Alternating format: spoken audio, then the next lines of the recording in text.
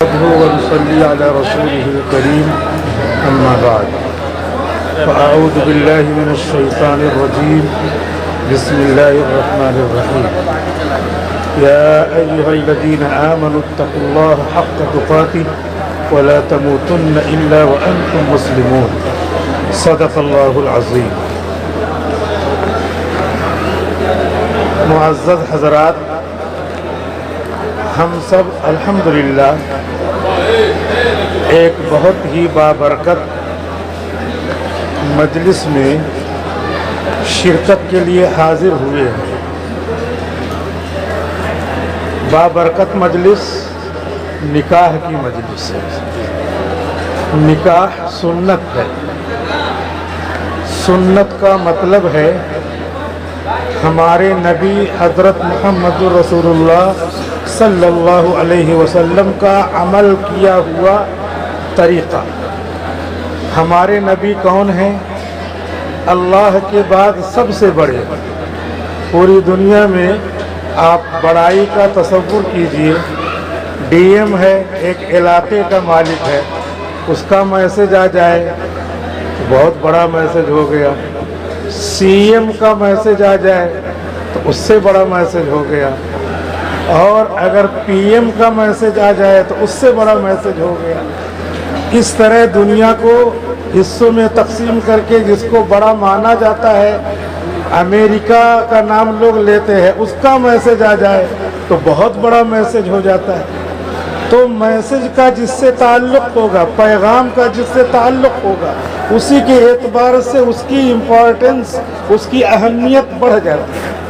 ہمارا طریقہ، آپ کا طریقہ، علاقے کا طریقہ، علاقے میں بڑے آدمی کا طریقہ، اور اس کے بعد علاقے میں جو پی ایم ہے، سی ایم ہے، اس کا طریقہ، اور اس کے بعد پھر دنیا جس کی وجہ سے بنی ہے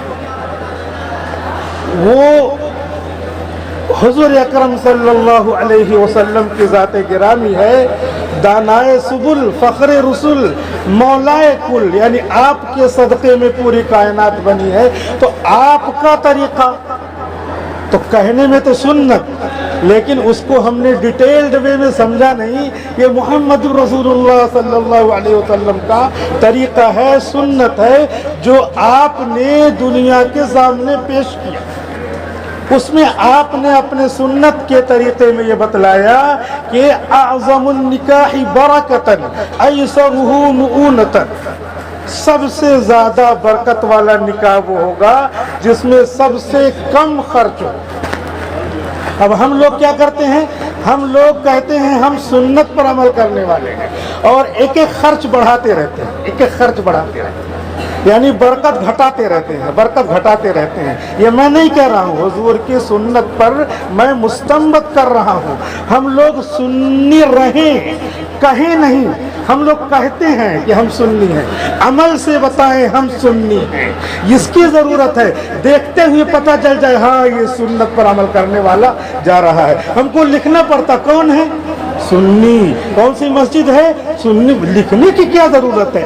عمل سے بتاؤ کہ حضور جاگتے تھے 21ویں رات کو، 23ویں رات کو، 25ویں رات کو اور 29ویں رات کو. حضور کی سنت میں کوئی مسجد نہیں دکھتی کہ حضور کی سنت پر عمل کرنے والے یہ سنی لوگ ہیں. ہاں سن سے سنی ہے، خالی رہتی ہیں مسجدیں، پورا مارکیٹ بھرا رہتا ہے. تو ظاہر سی بات ہے ہمارے ہر عمل سے جو اللہ کے بعد سب سے بڑے ہیں ان کا عمل چھلکنا چاہیے، جھلکنا چاہیے. اس موقع پر حضور صلی اللہ علیہ وسلم نے خطبے میں جو آیت پڑھی ہے اس کی ایک آیت لے کر کے میں نے آپ کے سامنے تلاوت کی. یا ایھا الذین آمنوا اتقوا اللہ، اے ایمان والو اللہ سے ڈرو. اس موقع پر خاص طور پہ اللہ سے ڈرنا ہے. دو دل ایک ہونے جا رہے ہیں، دو خاندان ایک ہونے جا رہے ہیں، اور اس کے بعد خاندان مزید بڑھے گا، وہ سب ایک ہونے جا رہے ہیں. اس میں ہم کو اللہ سے ڈرنا ہے. اللہ سے ڈرنے کا مطلب کیا ہے؟ حضور صلی اللہ علیہ وسلم نے جو کچھ کیا ہے اسے ہمیں کر کے دکھانا ہے. تب یہ خاندان بڑھے گا تو حضور کے عمل کی برکت بڑھے گی. جیسے جیسے ہم حضور کی سنت کو کم کرنے جا رہے ہیں، آگے ہم اللہ سے ڈرتے رہے کہ اللہ کا حکم کیا ہے، اللہ کا حکم کیا ہے، نبی نے اس کو کیسے کر کے دکھایا ہے، یہ ہم کو اپنے قول سے فعل سے کرنا ہے۔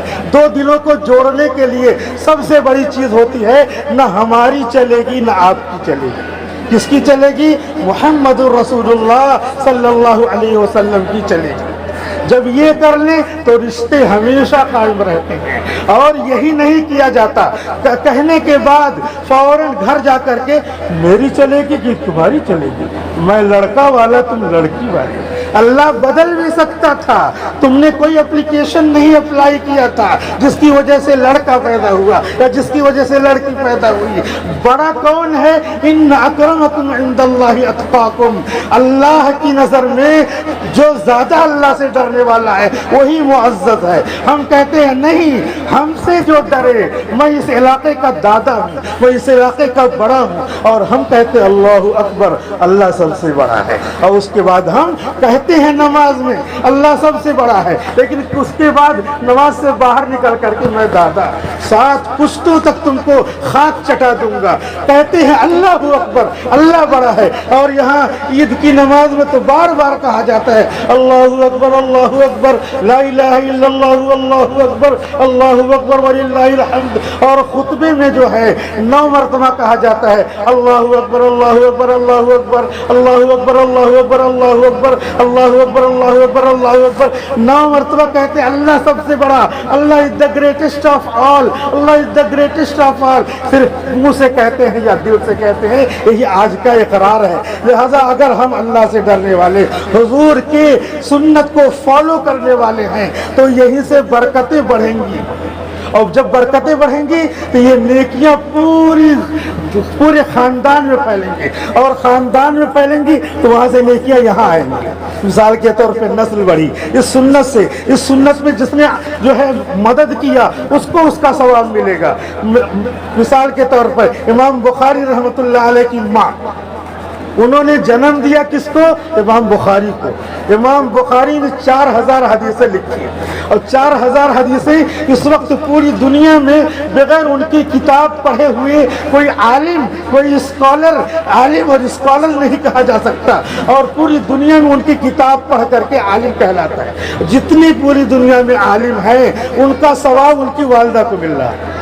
کیوں؟ اس لیے کہ انہوں نے حضور کی سنت پر عمل کرتے ہوئے حضور کی سنتوں کو، حدیثوں کو جمع کیا۔ یہ معمولی نہیں ہے۔ اگر آج ہم اس خاندان کو جوڑ کر کے اور تقوی اختیار کر کے ہم جو ہے اچھا خاندان بناتے ہیں، سنت پر عمل کرنے والا خاندان بناتے ہیں، جو سنت کوئی خلاف ہو جو عمل ہمارا کسی سنت کے، اس کو چھوڑنے کے لیے فوراً تیار ہوتے ہیں، تو انشاءاللہ ہماری نسلوں میں بھی امام بخاری پیدا ہو سکتے ہیں، امام مسلم پیدا ہو سکتے ہیں، شیخ عبد القادر جیلانی پیدا ہو سکتے ہیں، اولیاء نظام الدین اولیاء پیدا ہو سکتے ہیں، علماء حفاظ پیدا ہو سکتے ہیں۔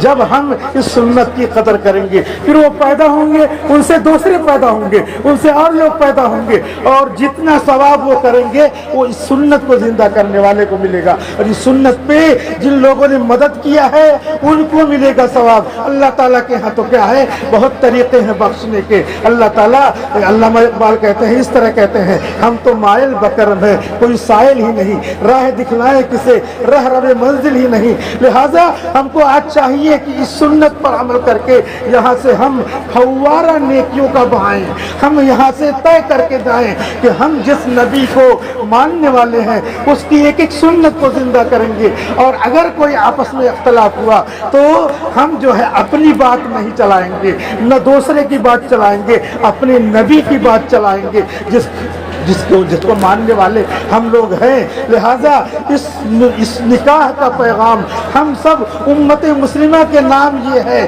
کہ ہم یہاں سے یہ طے کر کے جائیں کہ جو آیت پڑھی جاتی ہے یا ایھا الذین آمنوا اتقوا اللہ وقولوا قولا سدیدا، اے ایمان والے اللہ سے ڈرو اور سچی بات کہو۔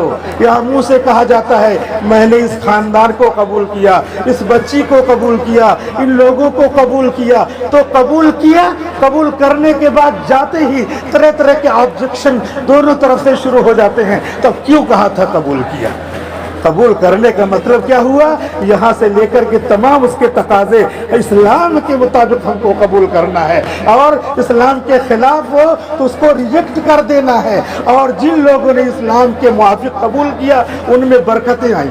مولانا زکریا صاحب رحمۃ اللہ علیہ، جن کی کتاب 24 زبانوں میں ترجمہ ہو چکا ہے اور جنت البقیع میں وہ مدفون ہیں، اور ان کو پوری دنیا سے تھوک کے حساب سے ان کی قبر میں ثواب پہنچتا ہے، کیونکہ ان کی کتاب پڑھی جاتی ہے۔ ان لوگوں نے کیا کیا؟ ان لوگوں نے یہ کیا، ان کی بچی کے بارے میں آپ سنیں گے تعجب ہوگا، ابھی ان کی بچی تو بوڑھی ہو گئی اور ان کے جو شوہر ہیں وہ بھی بوڑھے ہیں، دونوں زندہ ہیں۔ ان کی بچی کا جب نکاح ہوا تو بہت کم لوگوں کو معلوم ہوگا، لیکن آپ کی برکت سے مجھے میرے ذہن میں بات آ گئی تو میں تذکرہ کر دیتا ہوں۔ آج کل ہمارے نوجوان اور ہم لوگوں کے لیے سبق ہے۔ ان کی بچی کا نکاح ہوا تو پہلی رات میں شب زفاف میں جو شوہر بیوی سے مجامعات کرتا ہے تو اس بچی کو یہ پتا نہیں، وہ چاہتا ہے کہ میں یہ ضرورت پوری کروں، وہ کہہ رہی یہ کیا گندا کام کر رہے ہو، اس کو یہ پتہ نہیں۔ اور آج ہمارا حال کیا ہے؟ آج ہمارا حال یہ ہے کہ ہمارے نوجوان اور ہم لوگ ہمارے یعنی ہم مسلمانوں کے نوجوان کیا ہو گئے ہیں؟ ساری چیزوں سے گزر جاتے ہیں، سب کچھ۔ آنکھ گناہ کر رہی ہے، ہاتھ گناہ کر رہے ہیں، پیر گناہ کر رہا ہے، پیٹھ گناہ کر رہے ہیں، پیسے گناہ کر رہے ہیں، سب معصیتوں میں جڑے ہوئے۔ ظاہر سی بات ہے ان کا مقابلہ کیسے ہوگا؟ اسی لیے انہوں نے ایک کتاب لکھی تو اس کتاب کا آج ان کی قبر میں اس کی برکت سے ثواب پہنچ رہا ہے۔ لہذا آج کا پیغام ہمارے نام، آپ کے نام، پورے امت مسلمہ کے نام یہ ہے کہ اس نکاح کے خطبے میں جو چیزیں پڑھی جاتی ہیں اس پر پوری طریقے سے عمل ہو، اور عمل کا طریقہ یہ ہے کہ کم سے کم آدمی ارادہ کر لے۔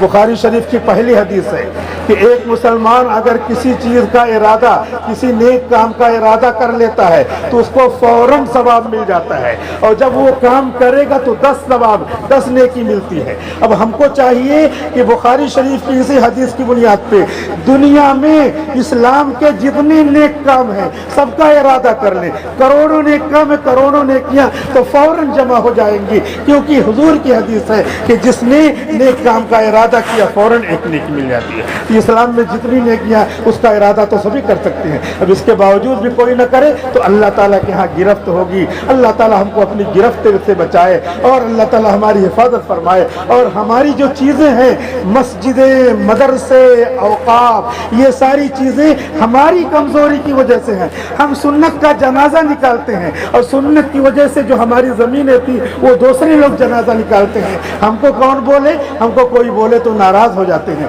یہ کیا آپ جو ہے دوسرے فرقے کے ہیں، آپ دوسرے فرقے کے ہیں۔ یہ فرقہ بازی ہی کی وجہ سے زمینیں خلیل آباد میں اور خلیل آباد نہیں تمام جگہوں میں زمینیں اوقاف کی جانے والی ہیں۔ تو لڑتے رہو، مرتے رہو، خدا سے نہیں ڈرنا ہے تو سب لوگ تم کو ڈرائیں گے، اور خدا سے ڈریں گے تو پوری دنیا میں ہم لوگ کیا مسواک کر رہے تھے، ایک جنگ میں فتح نہیں ہو رہی، مسواک کر رہے تھے۔ کیوں؟ انہوں نے کہا، سپہ سالار نے کہا کہ ایک سنت ہمارے نبی کی چھوٹ رہی ہے، اس کو کرو پھر لڑیں گے۔ اب جیسے مسواک شروع کیا تو سامنے والے نے کہا ارے اللہ، اللہ کیا بولیں گے؟ ارے باپ بولیں گے۔ ہم لوگ بھی ارے باپ بولتے ہیں، ارے باپ نہیں بولنا چاہیے، بچوں کو یہی تربیت دینا چاہیے، ارے باپ، ارے باپ کیا کرے گا؟ اللہ کریں گے۔ تو یہ آٹومیٹک جو ہمارے بڑوں کے بھی زبان سے نکلا ارے باپ رے باپ، ارے باپ رے باپ کیا، ارے اللہ بولنا چاہیے۔ تو ان لوگوں نے کہا ارے یہ تو سب دانت جو ہے تیز کر رہے، کچے کھائیں گے۔ اور اس کے بعد ان کے دل میں کیا ہے؟ روب پیدا ہو گیا اور شکست خوردہ ہو گئے۔ تو اللہ روب ڈالتا ہے، ایک سنت معمولی نہیں، اللہ کے رسول کی سنت ہے، اس میں طاقت ہے۔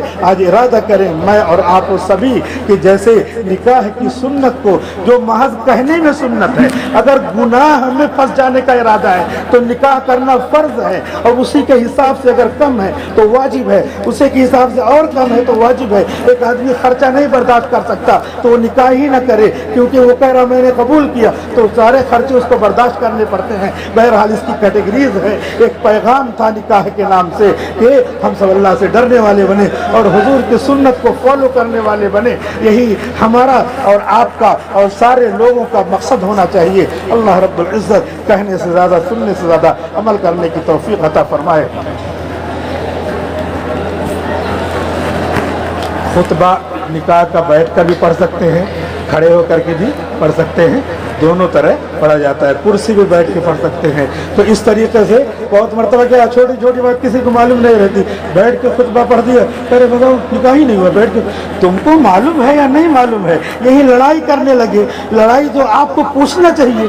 खड़े होकर के पढ़ सकते हैं, उस कुर्सी पे बैठ के पढ़ सकते हैं। आपको जब नहीं मालूम है उस फील्ड में, तो आपको जिस फील्ड के लोग हैं उनसे पूछना चाहिए। एक दवा है, फौरन डॉक्टर साहब के पास जाते हैं, डॉक्टर साहब ये क्या है, कैसे है, हाँ खा सकते हो तो ठीक है।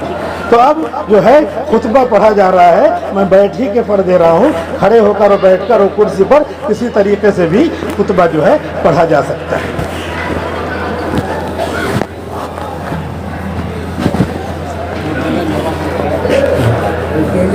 हाँ तो खड़े होकर पढ़ देते हैं।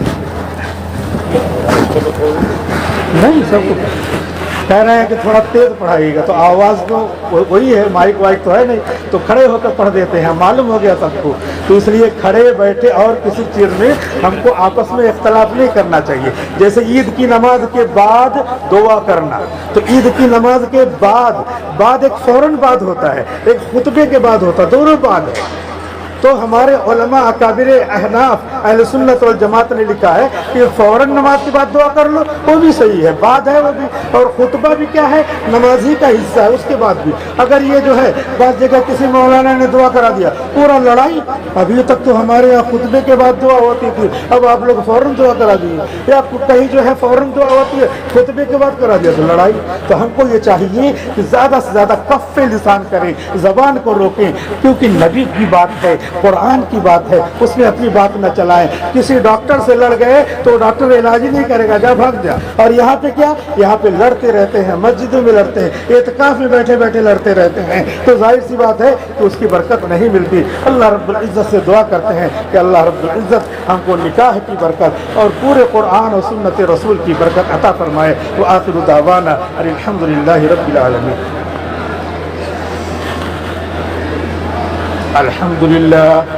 अल्हम्दुलिल्लाह नहमदुहु व नस्तईनुहु व नस्तगफिरुहु व नु'मिनु बिही व नतवक्कलु अलैहि व नऊज़ु बिल्लाहि मिन शुरूरि अनफुसिना व मिन सय्यिआति अअमालिना मन यहदिहिल्लाहु फला मुदिल्ल लहु व मन युद्लिलहु फला हादिय लहु व नशहदु अन ला इलाहा इल्लल्लाह व नशहदु अन्न सय्यिदना व मौलाना मुहम्मदन अब्दुहु व रसूलुहु अम्मा बअद फ़अऊज़ु बिल्लाहि मिनश शैतानिर रजीम बिस्मिल्लाहिर रहमानिर रहीम या अय्युहन्नास इत्तक़ू रब्बकुम अल्लज़ी ख़लक़कुम मिन नफ़्सिन वाहिदह व ख़लक़ मिनहा ज़ौजहा व बत्थ मिनहुमा रिजालन कसीरन व निसाअ वत्तक़ुल्लाह अल्लज़ी तसाअलून बिही वल अरहाम इन्नल्लाहा काना अलैकुम रक़ीबा।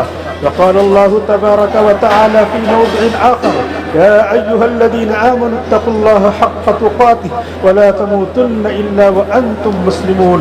وقال تعالى في موضع آخر يا أيها الذين آمنوا اتقوا الله وقولوا قولا سديدا. وقال النبي صلى الله عليه وسلم تزوجوا الودود الولود فإني أباهي بكم الأمم. وقال النبي صلى الله عليه وسلم النكاح من سنتي وفي رواية فمن رغب عن سنتي فليس مني أو كما قال عليه الصلاة والسلام.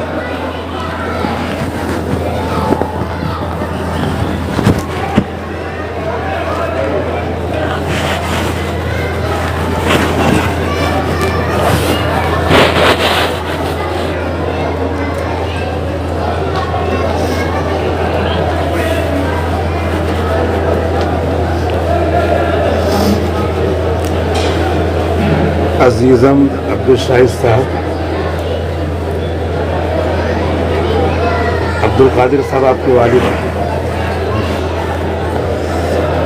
अजीज़ा रुश्दा परवीन सल्लमा बिन हज़रत मौलाना अशफाक अहमद साहब कासमी का निकाह मौलाना अशफाक साहब कासमी की वकालत के साथ हाफिज अखलाक अहमद साहब की गवाही और मौलाना शाहिद साहब कासमी की गवाही के साथ आपको 24,000 روپے مہر کے عوض جو مہر سونے کے ٹیکے کی شکل میں 3 گرام کی شکل میں رشدہ پروین کو آپ کی زوجیت اور نکاح میں دیا، کیا آپ نے قبول کیا؟ بارک اللہ لکما و جمع بینکما، دعا کرو۔ الحمد لله رب العالمين والصلاة والسلام على سيد الأنبياء والمرسلين. ربنا آتنا في الدنيا حسنة وفي الآخرة حسنة وقنا عذاب النار وادخلنا الجنة مع الأبرار يا عزيز يا غفار يا رب العالمين. ربنا هب لنا من أزواجنا وذرياتنا قرة أعين واجعلنا للمتقين إماما. اللهم إنا نسألك جنة الفردوس ونعوذ بك من النار.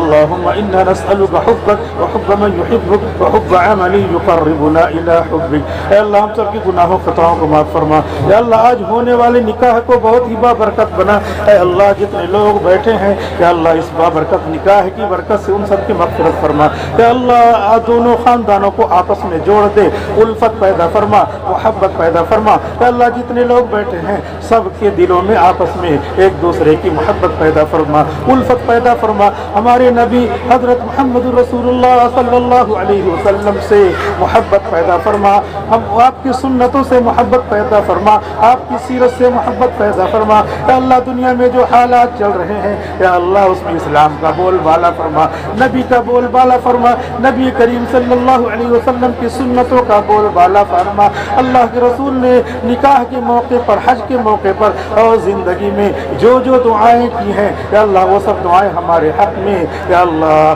اس نکاح کی مجلس میں قبول فرما، ہم سب کے حق میں قبول فرما۔ اے اللہ جن چیزوں سے پناہ مانگی اس سے ہم سب کو پناہ میں رکھ، اے اللہ ہم سب سے راضی ہو جا۔ اے اللہ جتنے لوگ ہاتھ اٹھائے ہیں سب کے لیے جنت الفردوس کا فیصلہ فرما۔ اے اللہ محض اپنے فضل سے اور اپنے اچھے اچھے ناموں کے طفیل میں ان دونوں کو جوڑ دے، ان دونوں خاندانوں کو جوڑ دے اے اللہ، دونوں رشتوں کو، دونوں لوگوں کو جوڑ دے، محبت پیدا فرما، الفت پیدا فرما، زوجین میں اللہ بے حد محبت پیدا فرما۔ اے اللہ ان سب کو اپنی رضا کے لیے قبول فرما، ہم سب کا ایمان پر خاتمہ نصیب فرما۔ اللہ کے رسول کے صدقے و طفیل میں اور اسماء حسنہ کے صدقے و طفیل میں ہماری اس مختصر سی دعا کو قبول فرما۔ آمین وصلی اللہ تعالی علی خیر خلق محمد و آلہ و صحبہ اجمعین برحمتک یا ارحم الراحمین۔